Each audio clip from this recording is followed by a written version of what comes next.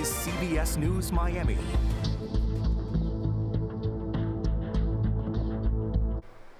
Good afternoon, and thank you for joining us. I'm Naja Sherman, and welcome to CBS News Miami's 4 p.m. Quickcast. Let's take a look at today's top stories. Air raid sirens heard nationwide across Israel and the West Bank earlier today. And now President Trump says a ceasefire between Israel and Iran is in effect. It appears to be holding so far.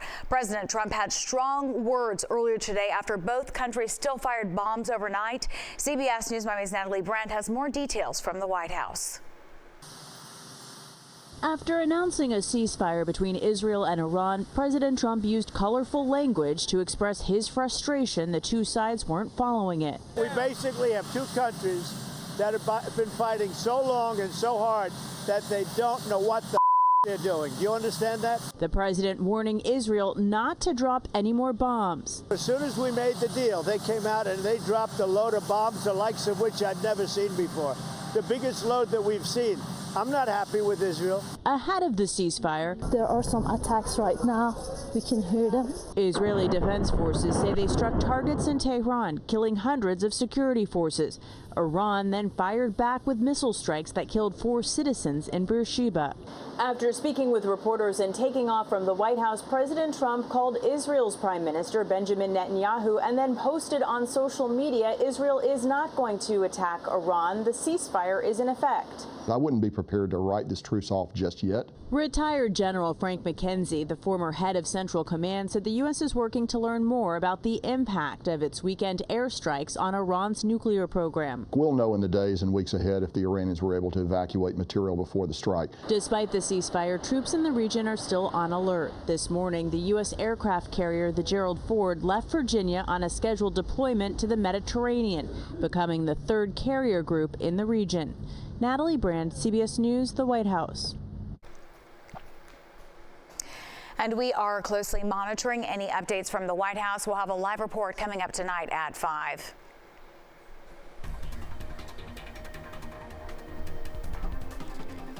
And we're tracking the tropics. First named storm of the season. And it's a snoozer, thankfully, right? Yes, we like that goodness. with the A storms. My goodness, this really no longer qualifies as an intact tropical system. It's devoid of any thunderstorms. But let's check it out. It is the A storm this morning. National Hurricane Center noticed a few thunderstorms trying to wrap around the center of circulation. And so, boom, we got Andrea. And if you can find it on the wider map, I'd give you $5. This is basically what we call a naked swirl. It's not even where the position is. That was 11 a.m. But there you see it. There's just not much with it, and the wind shear and the environmental conditions wrapping around it are going to just absorb this, and it won't be anything probably later tonight as it races off to the northeast. We wish we could talk about all the storms like that, but there is Andrea. All right, so check in on our local weather. A lot more activity for the next couple of days. We've been talking about this bit of a pattern change, right, with the upper low beginning to move in. Still east of us. This is just our easterly flow that brings us in these showers. Sometimes they persist through the afternoon. We got one there moving through Cutler Bay, so heads up there. Not severe, not anything torrential, but it is a moderate shower that will continue headed off to the northwest over the next few minutes. But our next weather rain tracker picking up on that drying trend. Again, we've been backward right most of the activity in the morning, and then in the afternoon things dry up.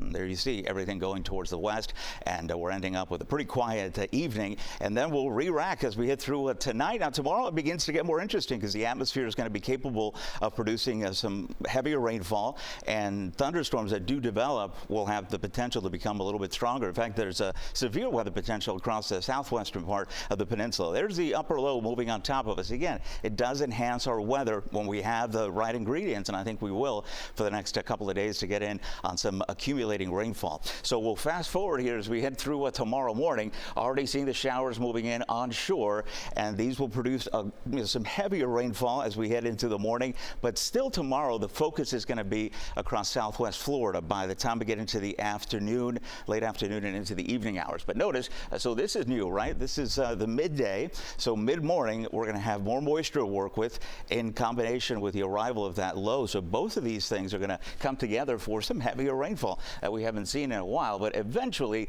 this all does push back to the south and west. Now, Thursday, I think we will have a better chance of seeing thunderstorm activity even in the metro as our sea breeze slows down, and that will have the potential to give us some stronger storms. But for Wednesday, Tomorrow, the worst of it will be across southwest Florida, particularly late in the day. And our rain accumulation, again, nothing significant until we get into the day on Thursday. And I think we'll have a best shot to get upwards of 3/4 of an inch. Some of us may be looking at an inch of rainfall, depending on how the storms set up here and how they impact our western metros, particularly heading into Thursday. So for tomorrow, again, all the action. Lisette, Shane will be busy in the morning tracking the showers, even some lightning with it as well. So a bit of a mess of a morning commute, and then diminishing coverage through the end of the day, with your next weather 7-day forecast still featuring that heavy rain potential for Thursday before we begin to dry things out. Just more typical coverage of storms for the weekend. Ivan, thank you. And we are in hurricane season. The Next Weather team is making sure that you are prepared. You can scan the QR code and find all the tools you need to help you get ready. You can also find our 1-hour special, which has important information for you and your family this hurricane season. Just go to cbsmiami.com. It has been 4 years since the tragic Surfside collapse. 98 people were killed when the Champlain Tower South condominium came crumbling down. Today, families gathered for a special tribute to their lost loved ones at the lighting of the torch ceremony, and the heartwarming dedications didn't stop there. CBS News Miami's Morgan Reiner has more on the touching remembrance ceremony from Surfside. Father's Day 2021, just days before the doomed Champlain Towers South collapsed, Pablo Langensfeld spent the day with his daughter Nicole and her husband, newlyweds. I didn't know it was going to be the last time I will ever see my daughter. It's also the last day Kevin Spiegel spent with his wife, Judith Spiegel.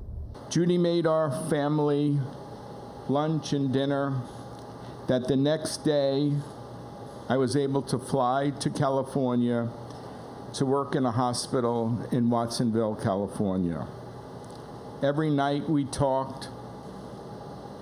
Wednesday night was the last time we talked. It only took seconds for their loved ones to turn into memories.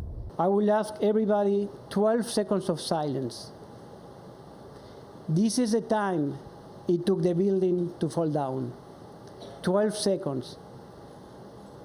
It killed 98 people.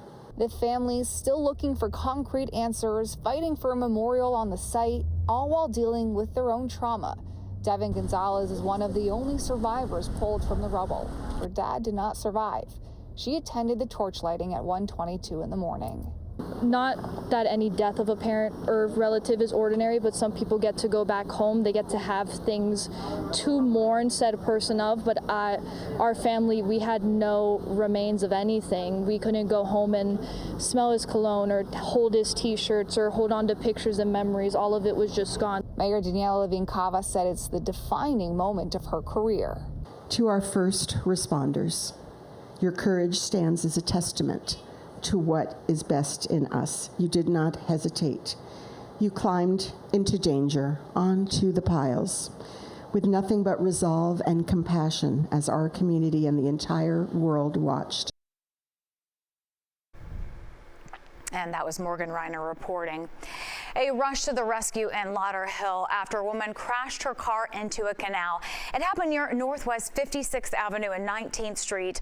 Lauderhill police believe the woman had a heart attack. Rescuers managed to pull her out of the submerged car and rushed her to the hospital in critical condition. Miami-Dade County Mayor Daniella Levine Cava hosted a groundbreaking ceremony for the new Concourse K at Miami International Airport. The new concourse will be a 300,000 square foot expansion to the airport. Concourse K will add 6 new passenger gates, a lounge, and add post-security concessions. This is MI's first concourse expansion since 2012. It is expected to be finished in 2029. When we come back, the Sean Diddy Combs trial is winding down. What we learned before the prosecution rests its case. The prosecution rests in the criminal trial of Sean Diddy Combs. Prosecutors have called their last witness. Combs' defense team decided not to call any witnesses, including Combs, who won't testify. The defense is now presenting its case. Combs has pleaded not guilty to charges that include racketeering, conspiracy, and sex trafficking. If convicted on all counts, he could face up to life in prison. Now to an all-new Miami Proud. You may have seen those little painted boxes full of books across South Florida. They are little free libraries, and a high schooler who just wrapped up his junior year is behind many of them across Broward County. CBS News Miami's Lauren Pastrana shares why bringing up the literacy rate is so important to him and how he's making Miami proud.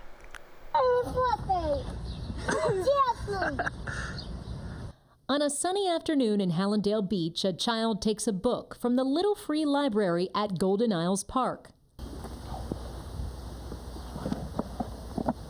The person behind this tiny box of knowledge, and 9 others in Broward County and 1 in Dade, is high school student Mason Furman. So I wanted to help my community out, and I wanted to increase the literacy rate around here. Mason says he volunteers twice a week to help children learn to read, and that's when he found out how many students couldn't do just that. Seeing the literacy rate decrease in my community, it really scared me. So he set out on a mission to help every child he could learn how to read.